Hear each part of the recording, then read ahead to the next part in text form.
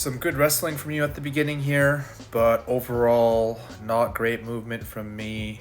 Effective, but not very aesthetic. So, definitely look for me to improve the movement and a little more speed of movement. But this, really great. I think it's that internal rotation. Very interesting grip that you had there. Instead of going deep with the second hand, that wrist hand and the way that you rotated it actually did a better job of controlling the arm than any sort of reverse kimura. Very interesting. I think I'm gonna have to work on that as well. The 2-on-1 down, further down on the wrist, and then some really slick passing. I was able to get into a little half guard here, but just excellent pressure.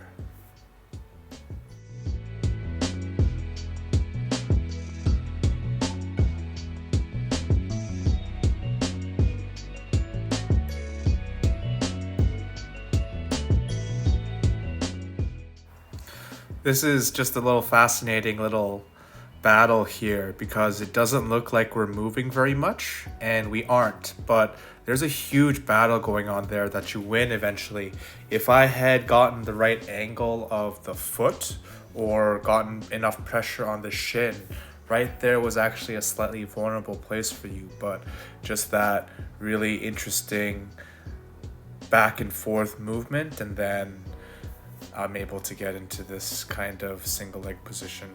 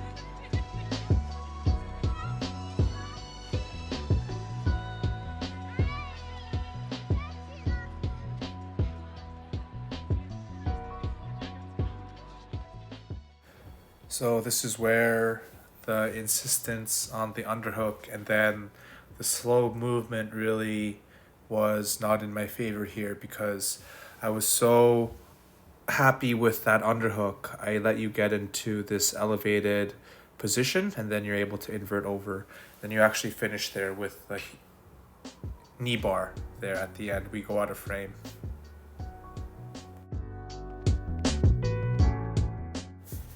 You went for a 2-on-1 on me, so I went for one on you here. And I think there's a little bit of a mistake actually as you put your leg in behind mine like that, and then it actually gives me a better place to go for attacks actually because I'm able to get into a 411, but then you initiate the scramble and then get out.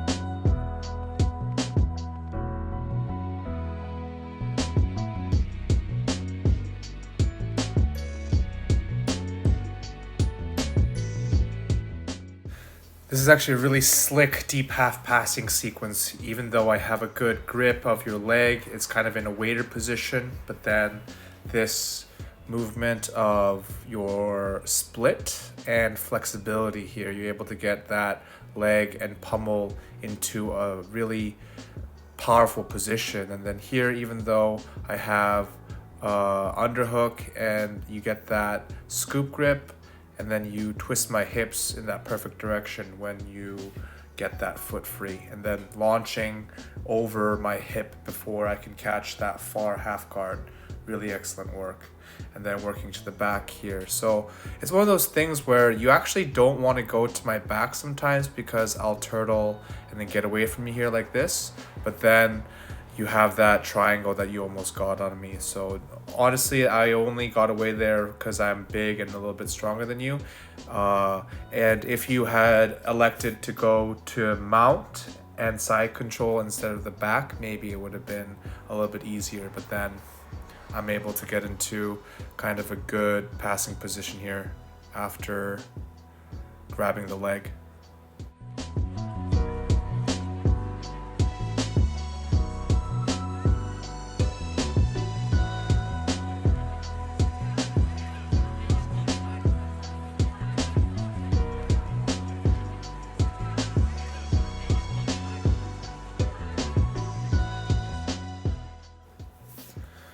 One thing that I'm definitely good at is converting those ankle grips and then as you retreat, wrestling up from there.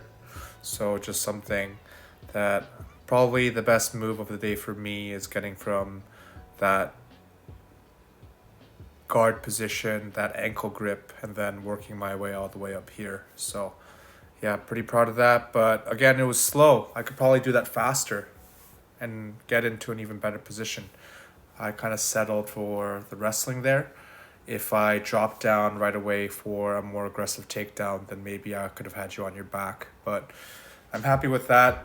Probably the highlight for me of the day.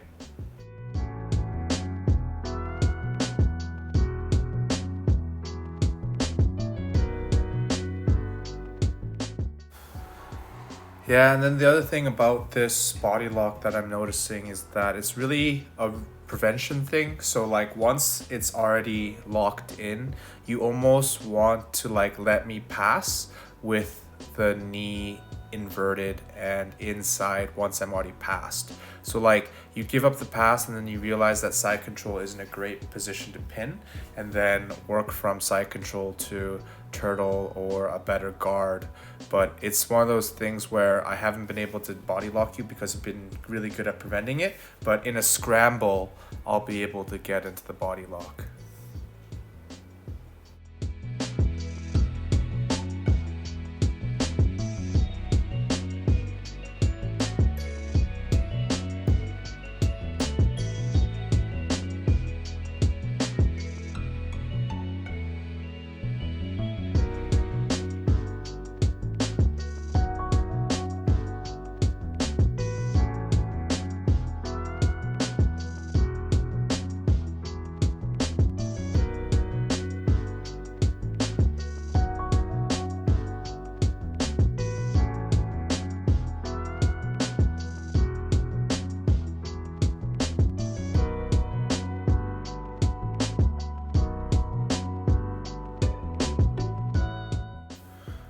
So I'm really perfecting the system in this front headlock just because we've been getting here and it's a very common position. And it really is a combination between the darce, the guillotine, the cow catcher, and the north-south choke, chaining those together. But this darce choke defense underneath that leg there is actually really strong. It's hard to break through even though I had a good grip, but then it's just going back and forth with that cow catcher pressure, and then but that well-timed tackle is always a good option. Yeah, I have to think about that.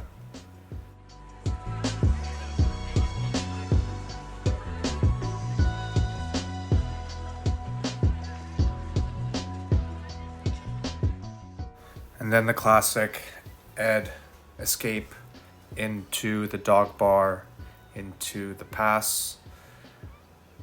Pretty well grooved sequence for me, but I think there are some weaknesses that you can exploit eventually.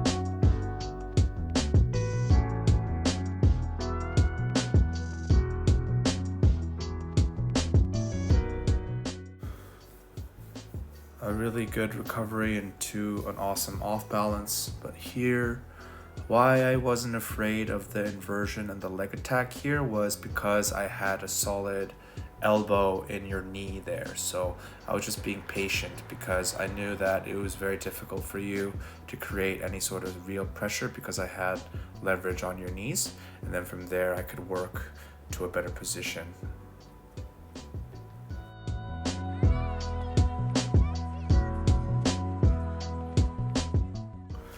So here I might have been able to go for a heel hook, but what I decided to do was grab the inside grip and then go for a reverse Kimura. I don't think that would have been the most powerful decision, but it got me out and then got me into this kind of front headlock position.